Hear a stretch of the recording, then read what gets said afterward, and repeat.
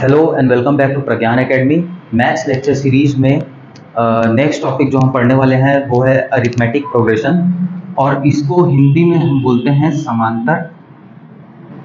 समांतर श्रेणी। ठीक है, तो समांतर श्रेणी का अर्थ, जैसे कि आप अगर समांतर को संधि विच्छेद करेंगे तो उससे आपको क्लियर हो जाएगा कि समान अंतर वाली कोई भी श्रेणी को समांतर श्रेणी को बोला जाता है। अब समान अंतर वाली श्रेणी या अरिथमेटिक प्रोग्रेशन को उदाहरण से समझते हैं। जैसे कि आप साधारण तौर पर अगर देखा जाए तो जो इवन नंबर्स की श्रेणी होती है 2, 4, 6, 8, 10, 12 या फिर ऑड नंबर्स विषम संख्याओं की जो श्रेणी होती है, ये भी समांतर श्रेणी कहलाती है, क्योंकि इनमें हम देखेंगे कि हर आगे आने वाले पद से पीछे वाले पद का जो अंतर होता है वो समान होता है। The difference between the preceding term and the succeeding term is same. This is why this is called as arithmetic progression. 7, 9, 11, 13। अगर हम अपने मन से भी कोई समांतर श्रेणी बनाना चाहें तो उसके लिए दो चीजों की आवश्यकता होती है। पहली चीज वो है प्रथम पद, जिसको ए से डिनोट किया जाता है, जिसको बोला जाता है प्रथम पद। इसको बोलेंगे फर्स्ट टर्म। और हर आगे वाले पद से पीछे वाले पद का जो अंतर होता है इसको हम डिनोट करते हैं डी से। इसको हम बोलते हैं सर्वांतर, और इंग्लिश में इसको बोला जाता है कॉमन डिफरेंस। अब अगर इन दो संख्या वैल्यू अगर आपको दे दी जाती है तो आप भी समांतर श्रेणी बना सकते हैं। अगर मान लीजिए कि आपको ए फर्स्ट टर्म 25 दे दिया गया है और डी आपको दे दिया गया है 7, तो आप इसे समांतर श्रेणी बना सकते हैं। सबसे पहला पद हो जाएगा 25, इसमें 7 जोड़ेंगे तो आपको मिलेगा 32, इसमें फिर 7 जोड़ेंगे तो आपको मिलेगा 39, फिर इसमें 7 जोड़ेंगे तो 46, 53 एंड सो ऑन। इस प्रकार से आप कोई भी समांतर श्रेणी बना सकते हैं। ठीक है, आगे देखते हैं। एक समांतर श्रेणी हम ले लेते हैं 32, 35, 38, 41, 44, 47, 50। तो इसमें दो मुख्य रूप से दो चीजें आती हैं। एक तो सबसे पहले इन पदों का मान, जैसे ये प्रथम पद, ये दूसरा पद, ये तीसरा पद, ये चौथा पद। तो एक तो हो गई श्रेणी में आने वाली जो संख्याएं हैं उसकी खुद की वैल्यू, और एक हो गया उसके पद का स्थान। तो पद के स्थान को हम n से डिनोट करेंगे।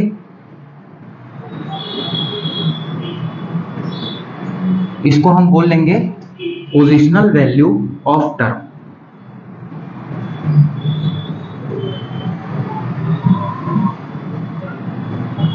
और पद की खुद की वैल्यू को हम tn से डिनोट करते हैं।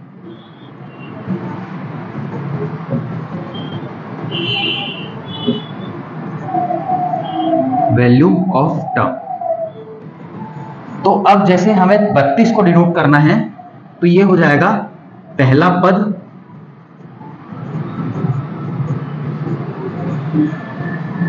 तो n का मान हो जाएगा 1, और tn के स्थान पर t1 लिखेंगे, मतलब ये पहला टर्म है और इसका मान हो जाएगा 32। तो यहाँ पे आप लोग कंफ्यूज नहीं होंगे, क्योंकि मैंने बहुत से बच्चों को सॉल्व करते हुए देखा है, तो इसमें बहुत ज्यादा कंफ्यूजन होता है। तो मैं आपको फिर से एक बार बता रहा हूं कि n जो है वो पद के स्थान का मान है, किसी भी पद के स्थान का मान। अब जैसे मान लीजिए 41 है, तो यहां पे n is equal to 41, n is equal to 4 होगा, 44th टर्म इज 41। ठीक है, इसी प्रकार 5th 6th 7th, तो अगर 7th टर्म देखें तो n का मान 7, तो 7th टर्म आपकी हो जाएगी 50। तो n और tn में डिस्टिंक्शन आपको समझ में आ गया होगा। आगे देखते हैं, इन श्रेणी में दो प्रकार के क्वेश्चन पूछे जाते हैं। पहला प्रकार का क्वेश्चन ये पूछा जाएगा कि इस श्रेणी में, उदाहरण के तौर पे ले लेते हैं कि ऊपर दी गई श्रेणी में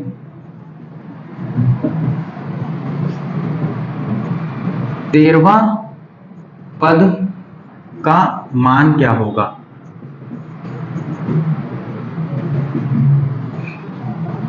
What will be the value of 13th term? ये हो गया पहला सवाल। अब मान लेते हैं दूसरा क्वेश्चन, दी गई श्रेणी में 77 कौन से स्थान पर आएगा।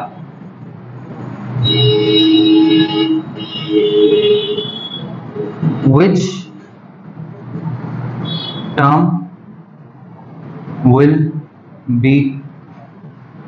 77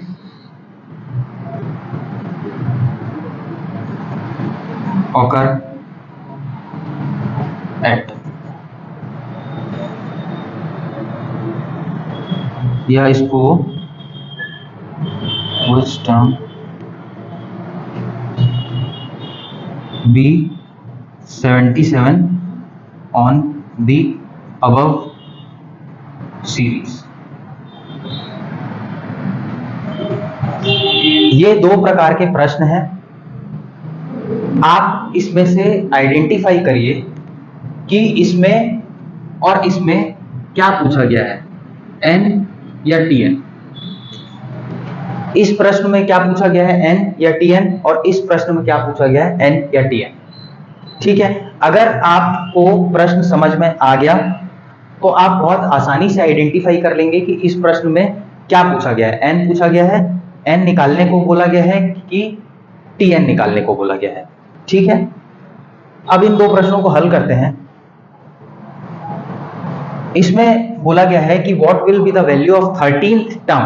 तो एक चीज ध्यान देने वाली ये है कि इसमें 13th या 13वां पद पूछा गया है, तो इसमें n की वैल्यू दे दी गई है और आपको निकालना है tn की वैल्यू।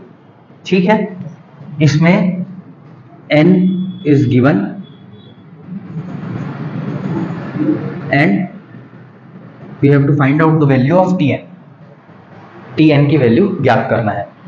इसमें आपको tn की वैल्यू दे दी गई है 77 और n की वैल्यू फाइंड आउट करना है, क्योंकि इसमें बोल रहा है कि which term will be 77 on the above series.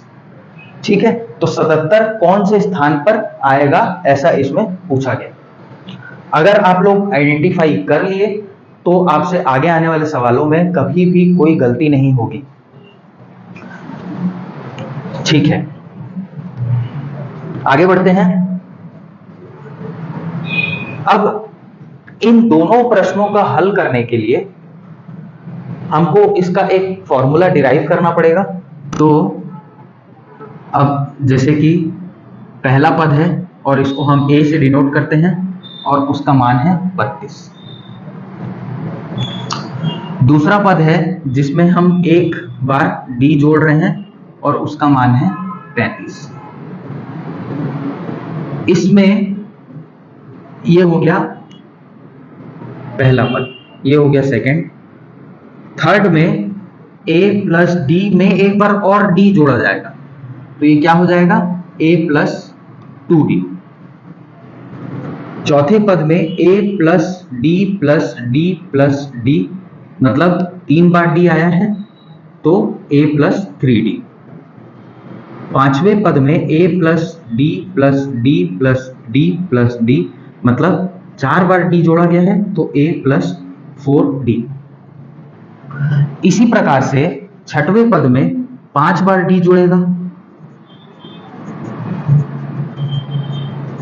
तो ये हो जाएगा a प्लस 5d। ठीक है, इसी प्रकार से सातवें आठवें पद में। अब आप लोग इसमें और इसमें संबंध देखिए।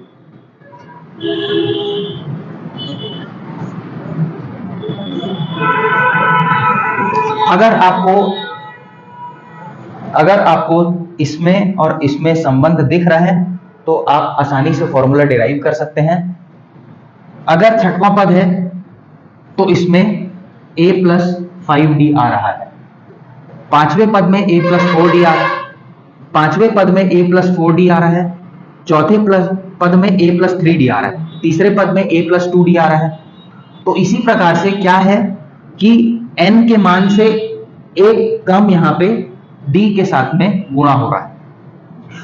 उदाहरण के तौर पे अगर मैं पूछूं कि यहाँ पे 32वां पद में यहाँ क्या आएगा, तो a प्लस 32 से एक कम 31d। अगर मैं यहाँ पे पूछूं कि यहाँ पे 84 पद क्या होगा, तो a प्लस 83d हो जाएगा। ठीक इसी प्रकार से मैं अगर nवां पद पूछूं कि nवां पद में इसका मान क्या होगा, तो यहां पे क्या आ जाएगा, a प्लस n से एक कम, तो n से एक कम क्या होगा, n से एक कम हो जाएगा n माइनस 1, तो यहां पे आ जाएगा n माइनस 1d।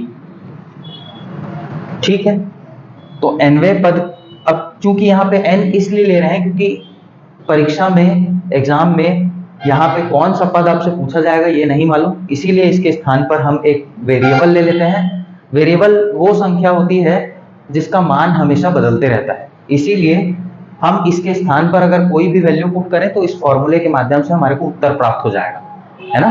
तो ये हमारे पास पहला फॉर्मूला डिराइव हो गया हमारा। तो Tn का मान क्या हो जाएगा, a plus n minus 1 into D. ठीक है, अब वो जो दोनों सवाल इसके पहले मैंने लिखे थे वो दोनों इस फॉर्मूले से हल किए जा सकते हैं। पहला प्रश्न अगर बोला जाए कि इस श्रेणी में 23वें स्थान पर कौन सा पद आएगा, 23वें स्थान पर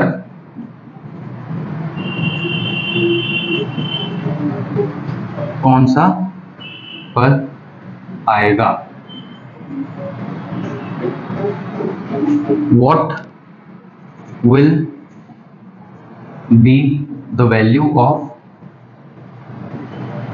23rd टर्म। आइडेंटिफाई करने का एक बहुत आसान सा तरीका मैंने बताया है। जब भी आपको 23rd या वां पद, पांचवा पद, छठवां पद ऐसा पूछा जाए तो हम ये समझ जाते हैं कि हमारे को n की वैल्यू दे दी गई है और हमारे को Tn की वैल्यू ज्ञात करना है। तो यहाँ पे हमारे को n की वैल्यू दे दी गई है 23 और हमको Tn की वैल्यू ज्ञात करना है। दैट मीन्स n के स्थान पर 23 रखेंगे, इसका मतलब हमारे को 23वां पद ज्ञात करना है, T23वां। ठीक है, तो a हमको पता है, a क्या है इस पद का, इस श्रेणी का a क्या है 32 और d क्या है, d है t। तो हम इसी फॉर्मूले में वैल्यू पुट करेंगे, T23 बराबर a है 32 प्लस n दिया गया है हमें 23 माइनस 1 गुणित d हमें दिया गया है t। ठीक है, अब T23 बराबर 32 प्लस 23 माइनस 1 22 गुणित 3, 32 प्लस 66 98। तो 23वां पद हमारा क्या आ गया? 98। मतलब इस श्रेणी में 23वें स्थान पर हमें आएगा 98। ठीक है, आई होप ये क्लियर हो गया होगा।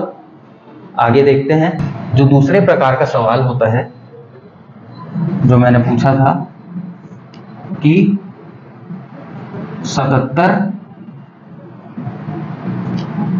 कौन से स्थान पर आएगा? Eight which place will the term 77 occur in the above sequence या सीरीज? अब इस सवाल में आपको n फाइंड आउट करना है। Tn दे दिया गया है 77 और a की वैल्यू 32 है, d की वैल्यू 3 है। इस फॉर्मूले में अगर पुट किया जाए तो 77 बराबर a के स्थान पर 32 प्लस n हमें फाइंड आउट करना है तो n-1 गुणित 3। सबसे पहले 32 को हम इस लेफ्ट हैंड साइड पे ट्रांसपोज करेंगे।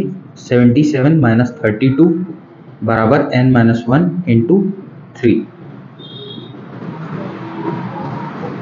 45 बराबर 3 का गुणा n से, फिर 3 का गुणा -1 से, तो 3n माइनस 3। 45 इस -3 को उठाकर हम फिर से लेफ्ट हैंड साइड पर लेके आएंगे तो इधर आके साइन चेंज होगा और ये हो जाएगा +3 बराबर 3n। यहाँ पर 45 प्लस 3 48 हो जाएगा बराबर 3n और n बराबर हो जाएगा, ये 3 चूंकि इधर गुणा में है तो इधर आके भाग में हो जाएगा, तो 48/3 ये हमारा उत्तर हो जाएगा। इसको सॉल्व भी कर लेते हैं। 3 एकम 3 और 3 छक्के 18, ये हो जाएगा उत्तर।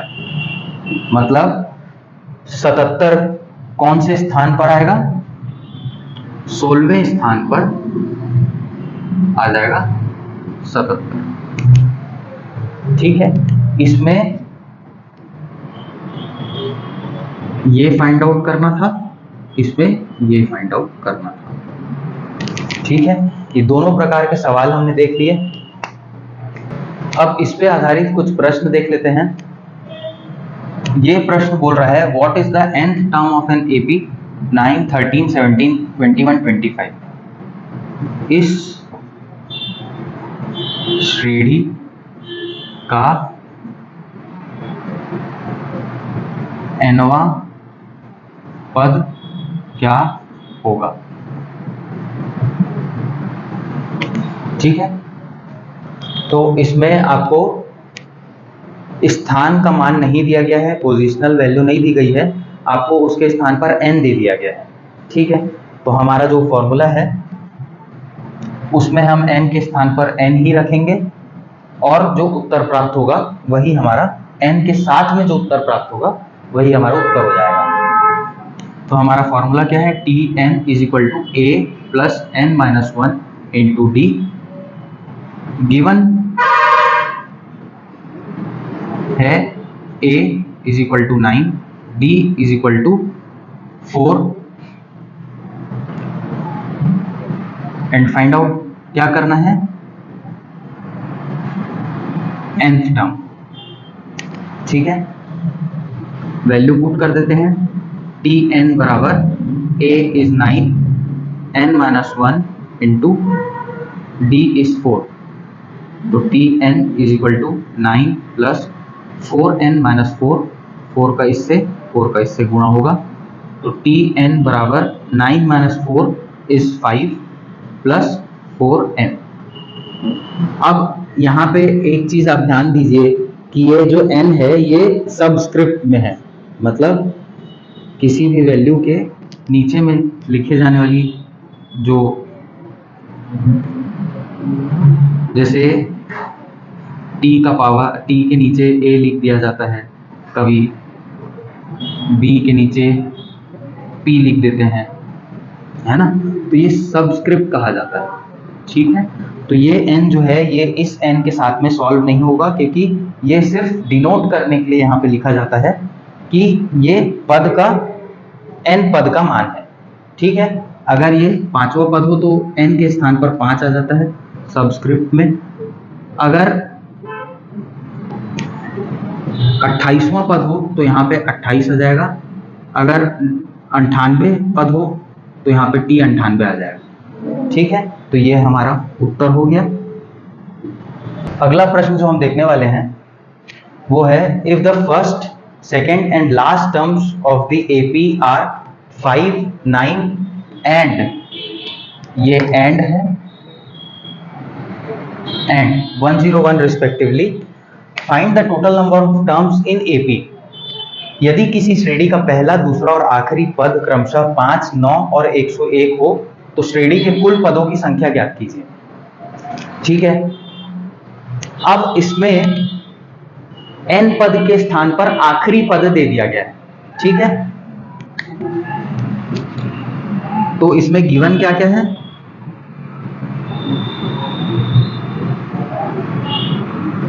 पहला पद दे दिया गया है a इज इक्वल टू 5, दूसरा पद दिया गया है, उससे हम निकाल सकते हैं d, चूंकि अगले पद से पिछले पद का अंतर जो होता है वो होता है d, तो 9 माइनस 5 इज इक्वल टू 4, तो सर्वांतर या common difference d is 4, and last term which is denoted by tn, क्योंकि लास्ट टर्म का पोजिशनल वैल्यू या स्थान का मान हमको मालूम नहीं है, इसीलिए हमने n लिया है, तो tn दिया गया है 101 और n का मान ज्ञात करना है।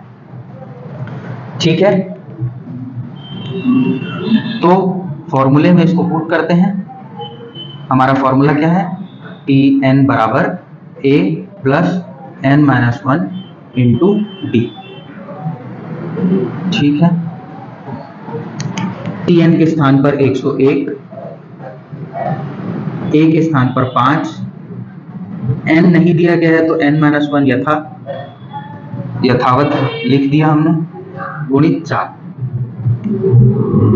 101 बराबर 5 प्लस 4 का गुणा इससे और इससे, तो 4 गुणित n, 4 गुणित माइनस 1, 4, 101 5 माइनस 4 हो जाएगा 1 प्लस 4n,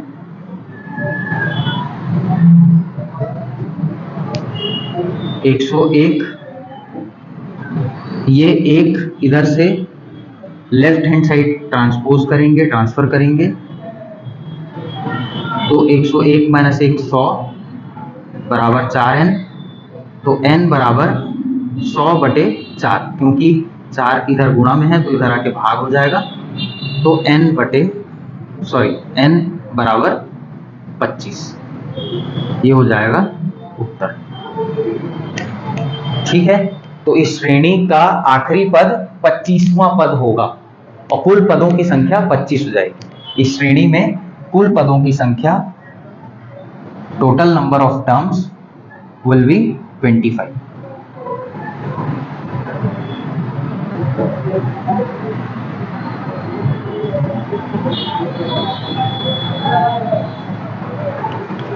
क्लियर है? देखते हैं अगला प्रश्न। अगला प्रश्न ये बोलता है, which term of AP 27, 24, 21 is 0। इस श्रेणी 27, 24, 21 का कौन सा पद शून्य होगा? तो इसमें एक ध्यान देने वाली बात यह है कि ये घटती हुई श्रेणी है, बढ़ती हुई श्रेणी हमने देखी है अभी तक, पर ये पहली श्रेणी है जो घट रही है, तो इसमें सार्वंतर क्या होगा?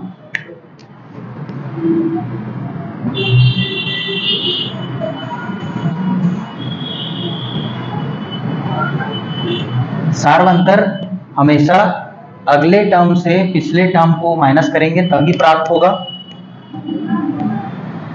तो सक्सीडिंग टर्म से प्रीसीडिंग टर्म को माइनस करने पे कितना आएगा, 24 माइनस 27।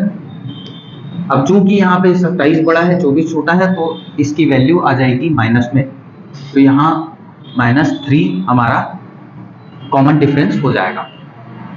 अब हमारे को इस पद में टर्म की वैल्यू दे दी गई है, इसका मतलब tn बराबर 0 दिया हुआ है और n की वैल्यू फाइंड आउट करना है। हमारा फॉर्मूला है tn बराबर a plus n minus 1 into D. इसमें वैल्यू पुट करेंगे तो tn बराबर 0, a 27 plus n minus 1 into -3। 0 बराबर 27 प्लस -3 का गुणा प्लस n से, तो यहाँ पे -3n और -3 का गुणा -1 से, तो माइनस माइनस का गुणा करने से प्लस प्राप्त होता है। फिर 3 गुणित 1 हो जाएगा 3, 3 बन जा 3, 0 27, यहाँ पे प्लस और माइनस साइन का गुणा करने से माइनस साइन प्राप्त होता है, 3n प्लस 3। 0 बराबर 27 प्लस 3 हो जाएगा 30 minus 3n।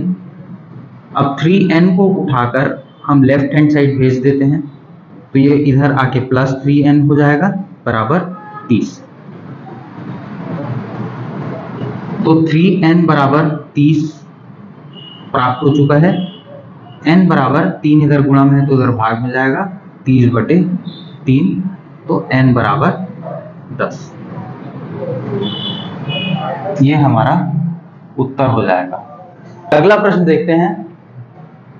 The question says the first 3 terms of a sequence are 8, y and 18.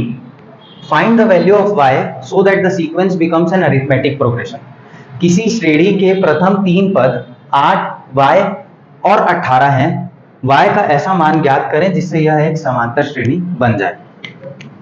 तो देखते हैं। गिवन क्या दिया हुआ है, a is 8, ठीक है।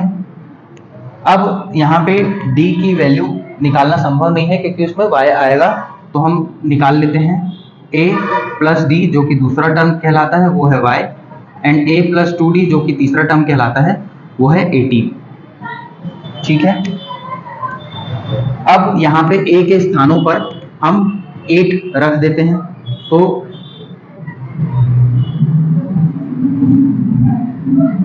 पहले और दूसरे इक्वेशन में a के स्थान पर 8 रखने पर क्या प्राप्त होगा, 8 plus d is equal to y और 8 plus 2d is equal to 18, ठीक है। इसको हम तीसरा और चौथा इक्वेशन बना देते हैं। अब यहां से d की वैल्यू हम निकाल लेते हैं, किससे, तीसरे इक्वेशन से।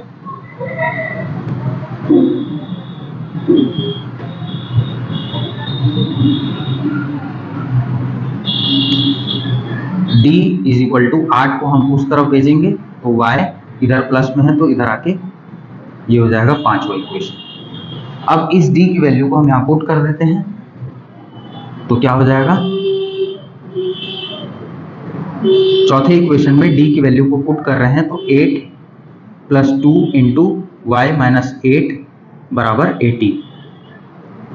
तो 8 प्लस बॉड मास के रूल के हिसाब से सबसे पहले हम ब्रैकेट सॉल्व करेंगे और ब्रैकेट के बाद फिर मल्टीप्लिकेशन। तो ब्रैकेट में मल्टीप्लिकेशन है 2 का, तो 2 से y का और 2 से -8 का गुणा करेंगे तो यह जाएगा 2y और -8 इंटू 2 60 इज इक्वल टू 80।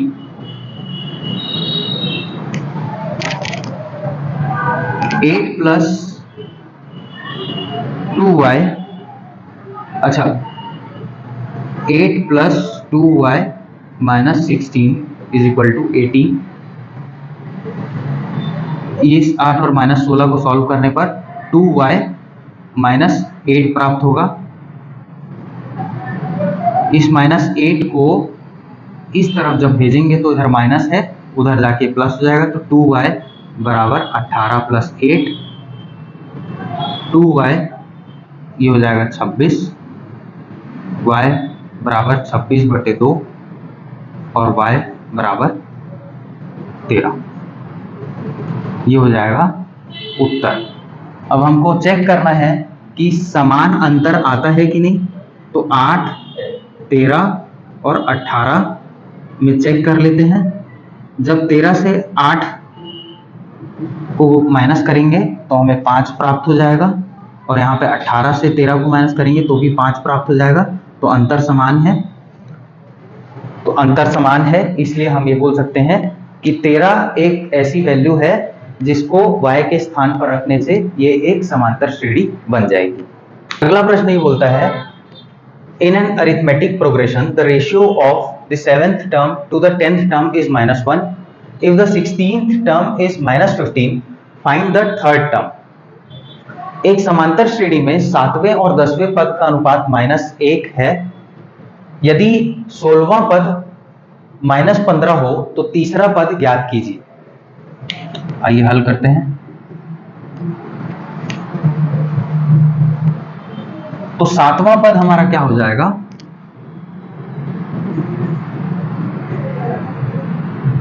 देखिए अभी चूंकि पहली क्लास है और ये जो कि CGPSC मेंस और प्री दोनों का सिलेबस इसमें कवर किया जा रहा है, तो इसलिए मैं स्टेप बाय स्टेप्स को लिख के आपको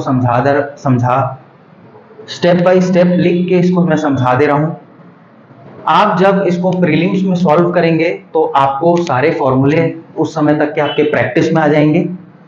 बहुत सारे क्वेश्चंस हम सॉल्व कर चुके होंगे, तो और भी इसको क्योंकि प्रीलिम्स में हमारे को सारे स्टेप्स लिखने अनिवार्य नहीं होते हैं, इसलिए प्रीलिम्स में इसको बहुत आसानी से कुछ ही सेकंड्स में 10 से 15 सेकंड्स में इस क्वेश्चन को सॉल्व किया जा सकता है।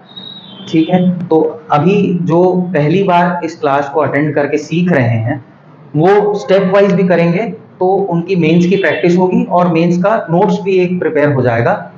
बाद में आप इसको अपने प्रैक्टिस को प्रीलिम्स के अप्रोच के हिसाब से चालू कर सकते हैं, जिसमें आपको पूरे स्टेप्स लिखने की जरूरत ही नहीं है। तो देखते हैं,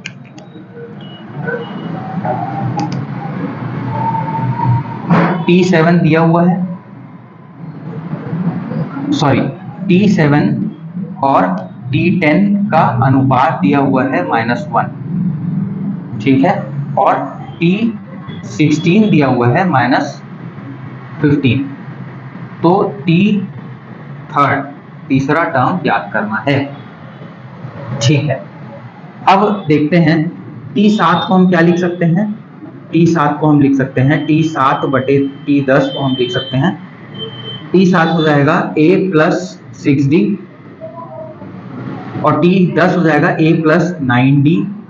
ये दिया हुआ है -1, तो हम क्रॉस मल्टीप्लिकेशन करेंगे इसका इससे, चूंकि इधर भाग में है तो इधर जाके -1 से गुणा हो जाएगा, तो ये हो जाएगा a + 6d बराबर -1 गुणित a + 9d। a + 6d बराबर -1 का a से गुणा होगा तो -a और -1 का 9d से गुणा होगा तो -9d। अब a को इस तरफ ले आते हैं, a इधर -a था तो इधर आके +a, और 6d को इधर ले जाते हैं तो -d, 9d -6d। a + a हो जाएगा 2a बराबर -9 और -6 आपका हो जाएगा -15d। ठीक है, तो यहां से a की वैल्यू हमें क्या प्राप्त हो जाएगी, a = -15d/2। ठीक है, अब ये तो प्राप्त हो गया हमें। अब T16 की वैल्यू दी हुई है, 16वें पद की वैल्यू -15 दी हुई है, तो 16वें पद को हम कैसे लिख सकते हैं, a + 15d बराबर -15, जो कि हमारी वैल्यू है। ठीक है, अब a के स्थान पर हम इस वैल्यू को पुट कर देते हैं -15d/2 a के स्थान पर, यहाँ पे ये वैल्यू को हमने पुट कर दिया +15d बराबर -15। एलसीएम लेंगे या और आसानी से सॉल्व करने के लिए यहाँ से हम 15 कॉमन निकाल लेते हैं। तो 15 जब कॉमन निकालेंगे तो यहाँ पर बच जाएगा -d/2 प्लस d बराबर -15। ये 15 और ये 15 कट गया, चूंकि ये इधर गुणा में है और ये इधर भाग में जाता तो 15 एकम 15, एक यहाँ पे बच जाता, तो -d/2 प्लस d बराबर -1।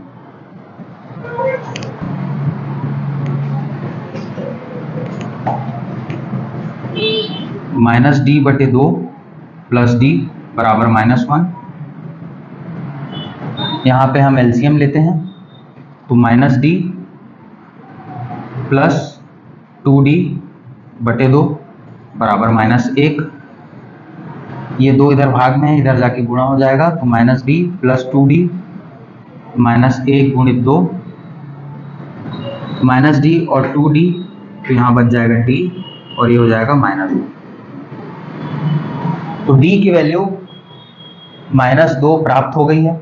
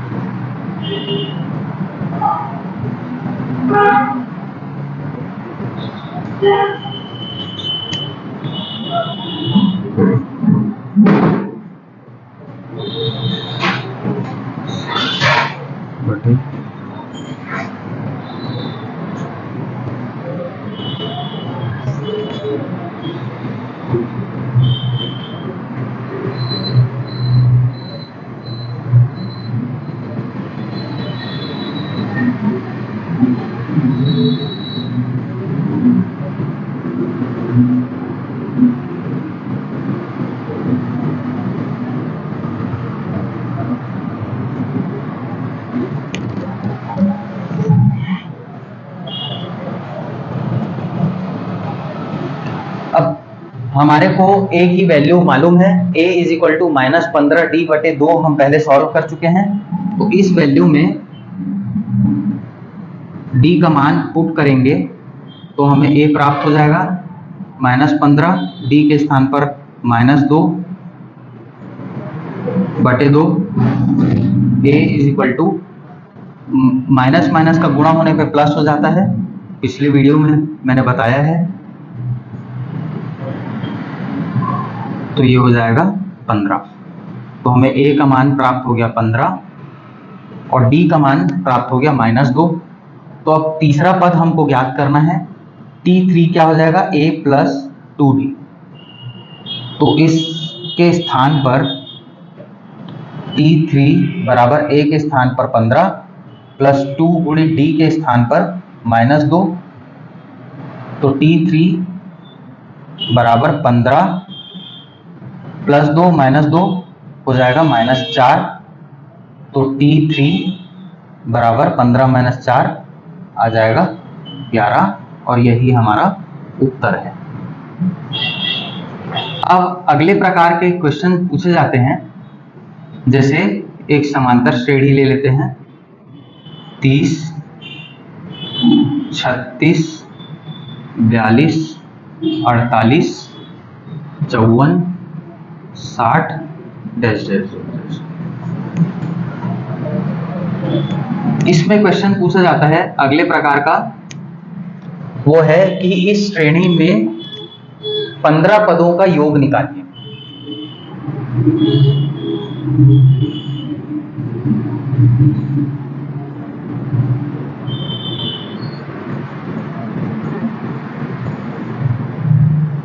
योग ज्ञात कीजिए।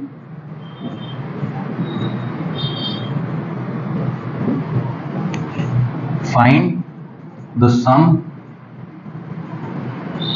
of 15 terms of the AP। ठीक है, अब चूंकि हम एग्ज़ाम में हमारे पास टाइम की लग्जरी नहीं होती है, तो हम क्या करेंगे, इसके लिए भी एक फॉर्मूला आता है बट उसका डेरिवेशन थोड़ा सा पेचीदा है, तो उसको मैं किसी नेक्स्ट वीडियो में उसको डिराइव करके आपको बताऊंगा। अभी इस वीडियो में हम सिर्फ उसका फॉर्मूला देखेंगे। सम ऑफ AP का फॉर्मूला होता है Sn is equal to n/2 into 2a plus n-1 into p, where Sn sum of n terms, n पदों का योग,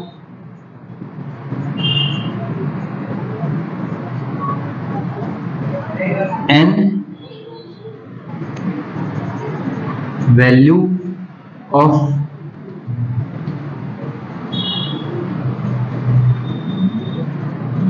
पोजिशनल वैल्यू ऑफ टर्म, पद के स्थान का मान, A फर्स्ट टर्म,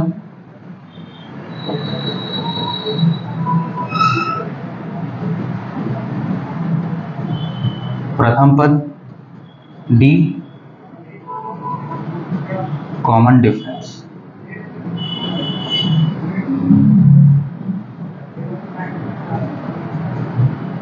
सर्वांतर। ठीक है, ये है फॉर्मूला। इस फॉर्मूले में एक छोटा सा ऑल्ट्रेशन भी है। अगर आपको प्रश्न में अंतिम पद दे दिया जाए, तो हमने अंतिम पद का फॉर्मूला पढ़ा था Tn is equal to a plus n-1 into d. अब चूंकि इस फॉर्मूले को हम कुछ ऐसा भी लिख सकते हैं, a प्लस a, यहाँ पे 2a है तो मैंने a प्लस a लिख दिया, plus n-1 into D n/2। इसके स्थान पर मैं Tn या इसी को Tn को हम डिनोट कर सकते हैं लास्ट टर्म और डिनोट कर सकते हैं L से, तो इसके स्थान पर मैं L लिख सकता हूं। तो ये हमारा एक दूसरा फॉर्मूला हो जाएगा। अगर प्रश्न में आपके लास्ट टर्म दिया हो तो यहाँ पे फॉर्मूला हो जाएगा n/2 गुणित a प्लस l। आइए अब देखते हैं समांतर श्रेणी के योग के फॉर्मूले के आधार पर कुछ प्रश्न। तो यहाँ पे प्रश्न ये बोल रहे हैं, in an AP of 21 terms, the sum of the first 3 terms is -33 and that of middle 3 is 75. What is the sum of AP? किसी श्रेणी के 21 पदों में से प्रथम 3 पदों का योग -33 हो और बीच के 3 पदों का योग 75 हो, तो श्रेणी के पदों का योग ज्ञात कीजिए। ठीक है, अब सबसे पहले प्रथम 3 पदों का योग हम निकाल लेते हैं।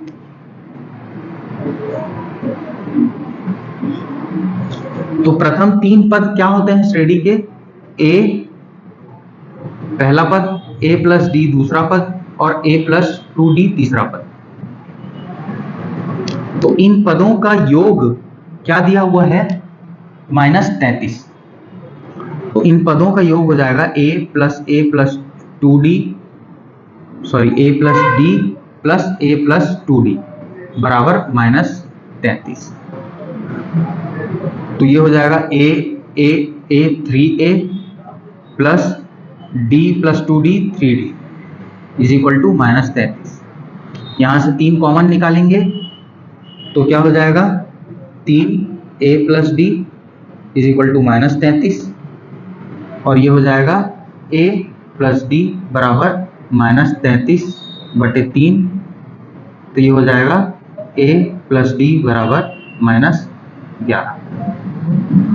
ये पहला समीकरण प्राप्त हो।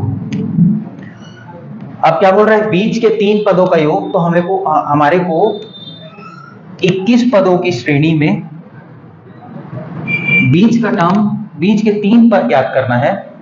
तो 21 पदों की श्रेणी का बीच का टर्म क्या हो जाएगा, 10 इधर 10 इधर, तो ये 11वां पद जो होगा ये बीच का पद होगा। इसका एक पहला हो जाएगा 10वां, खुद 11वां और 12वां पद, ये बीच के 3 पद हो जाएंगे।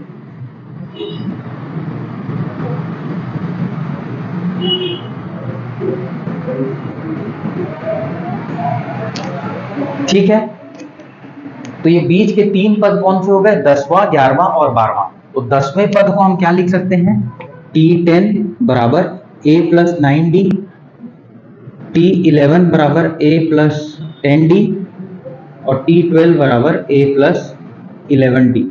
अब इन तीनों पदों का योग क्या हो जाएगा, a plus 9d plus a plus 10d plus a plus 11d। कितना दिया हुआ है, 75। ठीक है, तो ये क्या हो जाएगा, 1a 2a 3a, 3a बराबर 9d प्लस 10d 19d और प्लस 11 30d बराबर 75।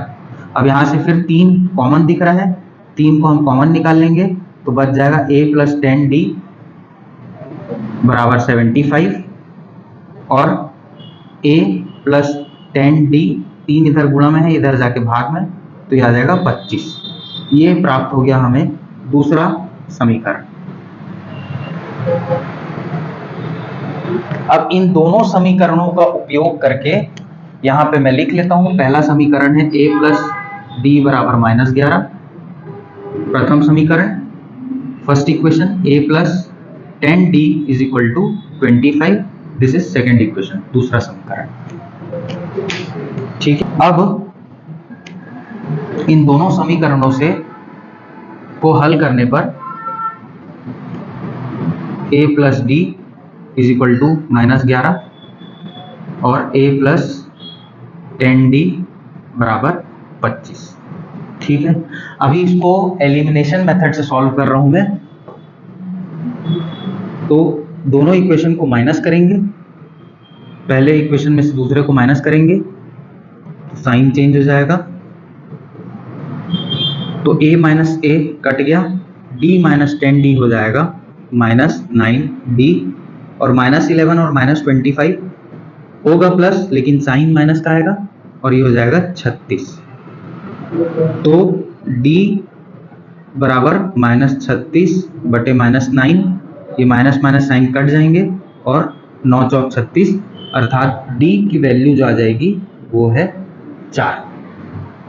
अब किसी भी एक समीकरण में d की वैल्यू पुट करने पर हमको a की वैल्यू प्राप्त हो जाएगी, तो मैं इस d की वैल्यू को पहले समीकरण में पुट कर देता हूँ। तो पहले समीकरण में d की वैल्यू को पुट करने पर d के स्थान पर 4 लिख दिया मैंने, ये हो गया 11। अब इस 4 को राइट हैंड साइड भेजने पर a is equal to -11 -4, a is equal to -11 -4, minus minus होगा प्लस, लेकिन साइन माइनस का आएगा, तो 11 और 4 15, तो a इज इक्वल टू -15। ठीक है,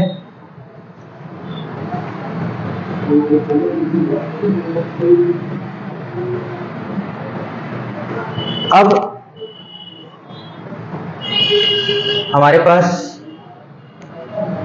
सम ऑफ n टर्म्स का फॉर्मूला है, Sn बराबर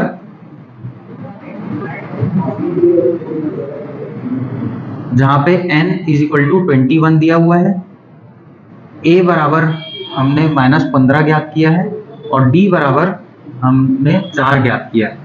ठीक है, तो सम ऑफ n टर्म्स का फॉर्मूला होता है n बटे 2, 2a plus n-1 into d।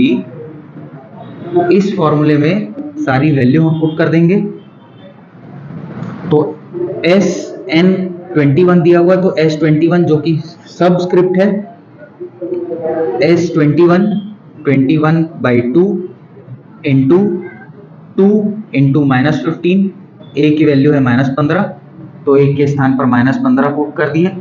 यहाँ पे n की वैल्यू 21 -1 गुणित d की वैल्यू है 4, तो ये वैल्यू हमने पुट कर दी। S21 बराबर 21/2, 2 गुणित -15 हो जाएगा -30 प्लस 21 - 4 हो जाएगा 20 गुणित 4। S21 बराबर 21/2। अब देखिए यहाँ पे कुछ स्टूडेंट्स क्या करेंगे कि इसको काटने की कोशिश करेंगे, तो मत काटिए। आखिरी में देखिएगा, आखिरी में कुछ यहाँ पे ऐसी वैल्यू आएगी जो 2 से कट जाएगी। अगर नहीं आती है अंतिम तक तब उसको फिर काटेंगे, नहीं तो अपना काम आप बढ़ाइए मत, उसको आखिरी में नहीं सॉल्व होगा तब उसको काटेंगे। 20 चौक 80, S21 बराबर 21/2 गुणित -30 प्लस 80 ये हो जाएगा 50।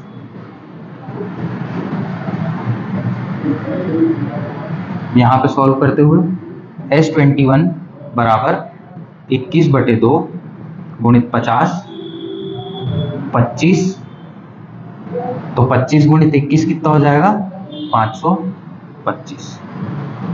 तो 21 पदों, श्रेणी के 21 पदों का योग 525 प्राप्त हुआ और यही है उत्तर। आइए अगला प्रश्न देखते हैं। अगला प्रश्न बोलता है the sum of first 3 terms of an AP is 6 and that of last 3 is 16। If the AP has 13 terms, what is the sum of middle 3 terms? यदि किसी श्रेणी के प्रथम 3 पदों का योग 6 हो और अंतिम 3 पदों का योग 16 हो, इस श्रेणी में यदि कुल 13 पद हो तो बीच के 3 पदों का योग ज्ञात कीजिए। ठीक है, तो हमें क्या क्या दे दिया गया है क्वेश्चन में? प्रथम 3 पदों का योग, तो प्रथम 3 पद कौन से होते हैं? a प्लस 2d और a प्लस डी होता है दूसरा पद और a प्लस 2d होता है तीसरा पद। तो ये तीनों पदों का योग हमें कितना दिया हुआ है? 6। तो a प्लस a जैसा कि पिछले क्वेश्चन में भी हमने देखा था, ये हो जाएगा 3a और d प्लस 2d हो जाएगा 3d बराबर 6। तो a प्लस d बराबर, ये 3 कॉमन निकाल के हम 6 के नीचे भेज देंगे, तो 6/3 मतलब 2। ये हो गया पहला समीकरण। ठीक है, दूसरा स्टेटमेंट क्या बोलता है कि अंतिम 3 पदों का योग 16 हो, तो कुल 13 हैं पद श्रेणी में, तो अंतिम के 3 पद कौन से हो जाएंगे? 11, 12 और 13। तो 11वां पद हमारा क्या हो जाएगा? T11 बराबर a प्लस 10d, T12 बराबर a प्लस 11d और T13 बराबर a प्लस 12d। इन तीनों का योग ज्ञात करेंगे हम, तो हो जाएगा a plus 10d plus a plus 11d plus a plus 12d बराबर 6 दिया हुआ है। तो a plus a 3a, 10d plus 11d 21d और 21d प्लस 12d 33d बराबर 6। एक मिनट, 16 दिया हुआ है, 16 दिया हुआ है ना यहाँ पे, अंतिम 3 पदों का योग 16, तो यहाँ पे 16 आ जाएगा। यहाँ से फिर 3 कॉमन आ जाएगा, तो a प्लस 11d बराबर 16/3, ये आ जाएगा दूसरा समीकरण। अब फिर से हमको 2 समीकरण प्राप्त हो चुके हैं, इनको फिर से सॉल्व करते हैं एलिमिनेशन मेथड के द्वारा। a प्लस d बराबर 2, a प्लस 11d बराबर 16/3, घटा देंगे, साइन चेंज हो जाएगा, a कट गया, d माइनस 11d हो जाएगा minus 10d, 2 minus 16/3 minus 10d बराबर 6 minus 16d, 6 minus 16/3 minus 10d, 6 minus 16 is minus 10/3, ये माइनस 10 और ये माइनस 10 कट गया, तो d इज इक्वल टू 1/3। ठीक पिछले प्रश्न के प्रकार d की वैल्यू को हम किसी भी एक इक्वेशन में पुट कर देंगे। तो मैं पुट कर देता हूं पहले इक्वेशन में a प्लस डी के स्थान पर 1/3 इज इक्वल टू 2।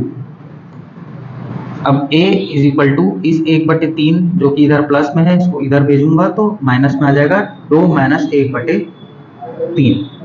तो a बराबर 6 - 1/3 और a बराबर 5/3। ठीक है, a बराबर 5/3 प्राप्त हो गया। अब हमको ज्ञात क्या करने बोला है, बीच के 3 पदों का योग। तो सबसे पहले बीच का पद कैसे ज्ञात करेंगे, मिडिल टर्म। चूंकि श्रेणी में कुल 13 पद हैं, तो ऑड नंबर्स में जब भी कोई श्रेणी होती है तो उसका बीच का पद हमेशा कैसे निकाला जाता है, n+1/2 करने से। तो इसका बीच का पद हो जाएगा 13 + 1/2 मतलब 14/2 और ये हो जाएगा 7। ठीक है, तो बीच का पद 7 हो गया। उसके पहले वाला पद मतलब T6 a + 5d, T7 a + 6d और T8 a + 7d, ये 3 पद हमको ज्ञात करने हैं।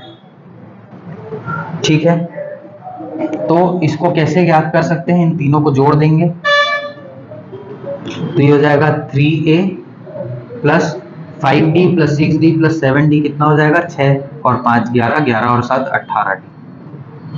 अब a और d के स्थान पर हम निकाला हुआ मान पुट कर देते हैं। 3 a का मान हमें प्राप्त हुआ था 5/3 प्लस d का मान प्राप्त हुआ था 1/3। ये 3 3 कट गया, 3 से 18 6 बार में, तो ये हो गया 5 + 6 और ये बीच के 3 पदों का योग ज्ञात क्या हो गया,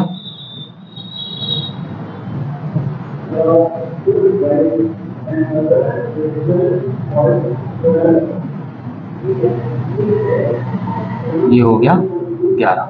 यही हमारा उत्तर है। ठीक है, आइए देखते हैं। 6 से भाज्य प्रथम 40 धनात्मक पूर्णांकों का योग ज्ञात कीजिए। तो find the sum of first 40 positive integers divisible by 6। ठीक है, तो पहले 40 पॉजिटिव इंटीजर्स जो कि 6 से भाज्य है, first 40 positive integers divisible by 6, तो उसकी समांतर श्रेणी क्या बन जाएगी, 6 12 18 24 डैश डैश डैश, कहाँ तक, 40 पॉजिटिव इंटीजर्स मतलब ऐसे 40 1 2 3 4 5 6 40 तक, तो क्या हो जाएगा आखिरी संख्या 240। तो ये हमारी श्रेणी बन गई। और अब हमको इनका योग निकालना है, मतलब sum of n terms n/2 2a + n-1 × d। यहाँ पे हमको क्या क्या दिया हुआ है, Tn दिया हुआ है,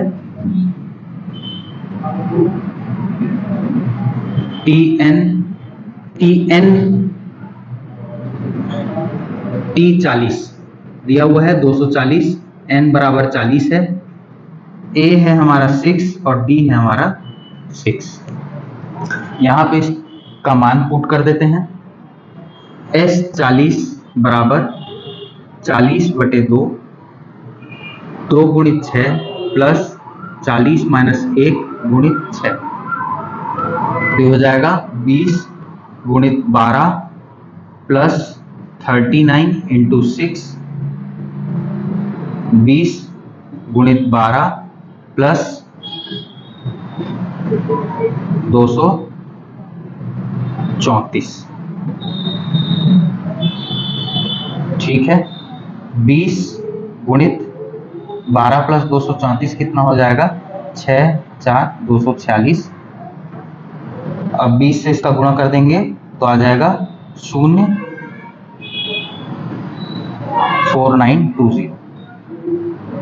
तो ये हो गया हमारे इस प्रश्न का पहला हिस्सा का उत्तर आ जाएगा 4920। ठीक है।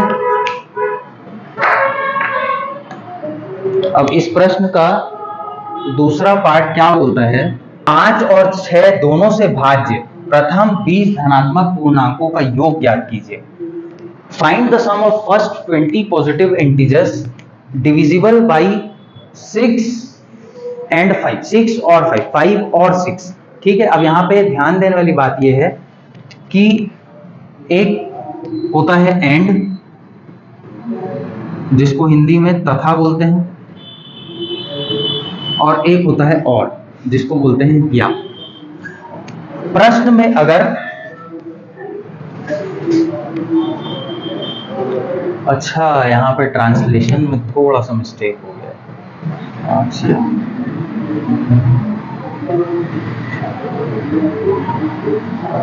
ठीक है।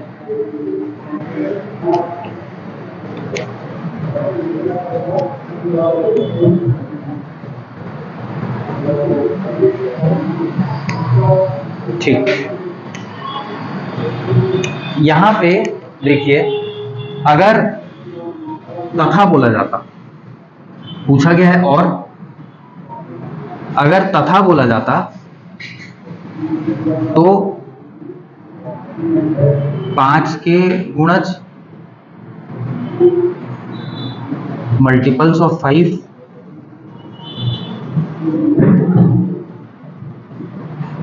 और ये मल्टीपल्स ऑफ 6, 6 के गुणज। अब आप देखिए कि यहाँ पे तथा बोला गया है, इसका अर्थ यह है कि 5 और 6 दोनों से विभाजित होने वाले धनात्मक पूर्णांक, 5 और 6 दोनों से विभाजित होने वाले। ठीक है।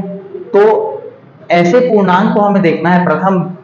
अगर ये पूछता एंड, प्रश्न में या पूछा है, पर मैं आपको दोनों स्थितियां बता दे रहा हूं। अभी पूछा ये गया है, ठीक है, प्रश्न में, पर मैं आपको ये दोनों स्थितियां बता रहा हूं। अगर यहां पे या के स्थान पर तथा बोलता, 5 तथा 6 दोनों से भाज्य धनात्मक पूर्णांक, तो ऐसे कौन से पूर्णांक हो जाते जो 5 और 6 दोनों से भाज्य होते? तो यहां पे 5 के सारे गुणज 5, 10, 15, 20, 25 और 30 आ जाता यहां, क्योंकि 30 जो है वो 5 और 6 दोनों से भाज्य है। ठीक है। 25 के बाद 30 यहां आ गया, 35, 40, 45, 50, 55, 60 आ जाता यहाँ। ठीक है। इसके अलावा 65, 70, 75, 80, 85 और 90 आ जाता यहाँ। इसी प्रकार इस तरफ 6, 12, 18, 24, 30 आ गया यहाँ, 36, 42, 48, 54 और 60 आ जाता है यहाँ। फिर 66, 72, 78, 84 और फिर 90 आ जाता है यहाँ। तो जब एंड बोल रहा हो, तथा बोल रहा हो, तो हमें सिर्फ ये हिस्सा देखना है जो दोनों को ओवरलैप करने वाला हिस्सा हो, सिर्फ इस हिस्से को हमको लेना है। तो इस हिस्से में क्या आ जाते? 30 के गुणज। तो यहां पे आ जाते 30 के गुणज। चूंकि 30 5 और 6 दोनों से भाज्य है, तो 30, 60, 90, 120 ऐसे ये हो जाती अगर तथा बोला होता तो। अब चूंकि हमें और ये या पूछा गया है प्रश्न में, 5 या 6, तो हमें पूरा हिस्सा लेना है। 5 के गुणज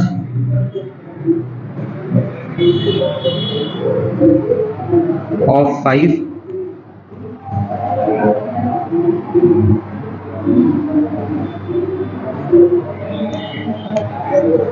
तो या तो 5 से विभाज्य हो या 6 से विभाज्य हो, हमें पूरा लेना है। तो 5, 10, 15, 20, 25, 30, 35, 40, 45, 6, 12, 18, 24, 30, 36, 42। तो प्रथम 20 लेने हैं।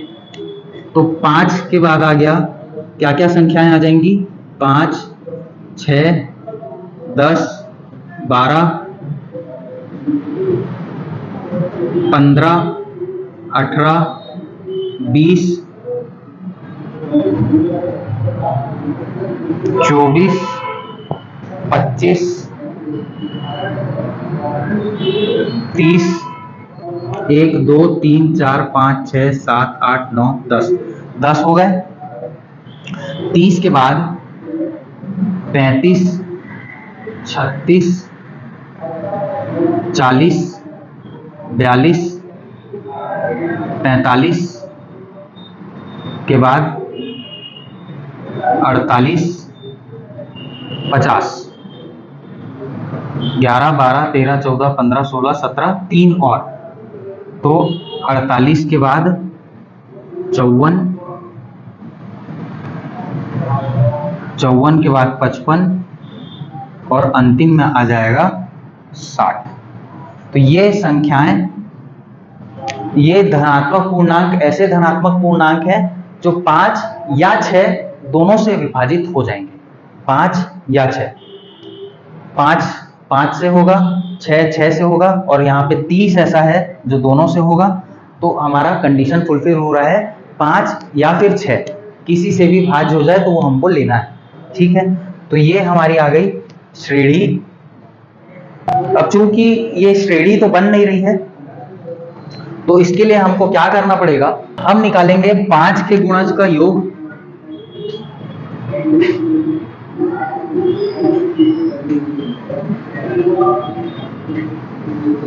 प्लस करेंगे 6 के गुणज का योग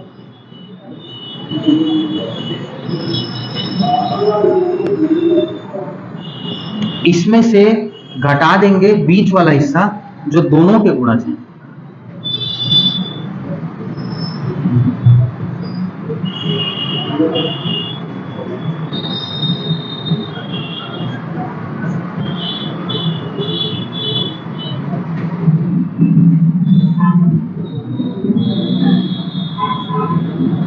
ठीक है, हमको क्या करना है?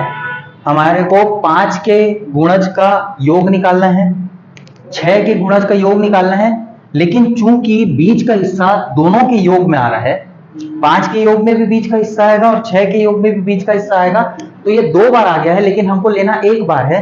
तो 1 बार हम इसको कुल योग से घटा देंगे। मतलब आप देखिए कि एक ये गोला में भी आया, एक इस गोले में भी ये हिस्सा आया, तो यहाँ पे 2 हिस्से ओवरलैप हो रहे हैं। इसमें से एक हिस्सा जो होगा या तो इस सर्कल का या तो इस सर्कल का, दोनों में से एक हिस्सा हम इसमें से घटा देंगे।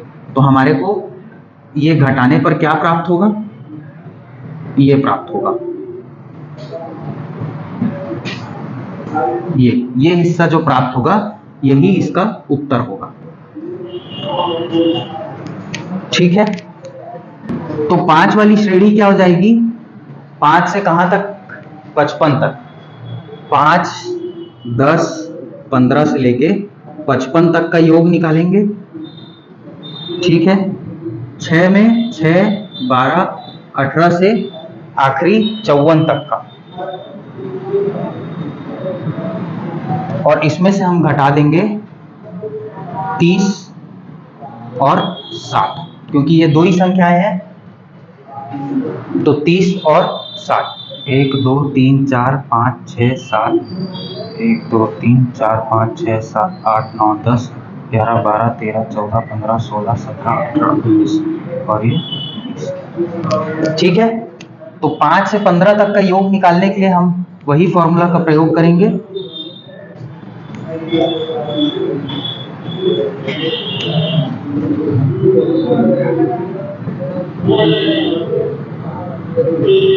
अब चूंकि 5 के पहाड़े में 55 11 बार में आता है, तो n हमारा 11 हो गया, तो 11/2 a 5, तो 2 गुणित 5 हो गया हमारा 10 प्लस 11 माइनस 1 गुणित d हो जाएगा 5। ठीक है, इसको मैं बहुत शॉर्टकट तरीके सॉल्व कर देता हूं। 11/2 10 प्लस 50 60 30 330। ठीक है, ऐसे ही 6 के पहाड़े में 54 9 बार में आता है, तो यहाँ पे हमारा n हो जाएगा 9, तो 9/2 12 प्लस 8 इंटू 6, तो ये हो जाएगा हमारा 9/2 इंटू 8 छक्के 48 और 12 60, तो 270, और ये हमारा हो जाएगा 30 प्लस 60 90, तो यहाँ पे 330 प्लस 270 माइनस 90, तो हमको क्या प्राप्त हो जाएगा 0 7 3 10 1 कैरी 3 2 5 1 6 माइनस 90, तो ये हमें प्राप्त हो जाएगा 510। तो इसका उत्तर हो जाएगा 510। तो दूसरे जो इस प्रश्न का दूसरा हिस्सा है, जिसमें 5 या 6 से भाज्य प्रथम 20 धनात्मक पूर्णांकों का योग ज्ञात कीजिए, वो हम इस प्रकार से निकाल सकते हैं। तो आई होप कि आपको समांतर श्रेणी के सभी प्रकार का कंसेप्ट, अवधारणा, ये सारी क्लियर हो गए होंगे और उन पर आधारित प्रश्न भी आपको क्लियर हो गए होंगे।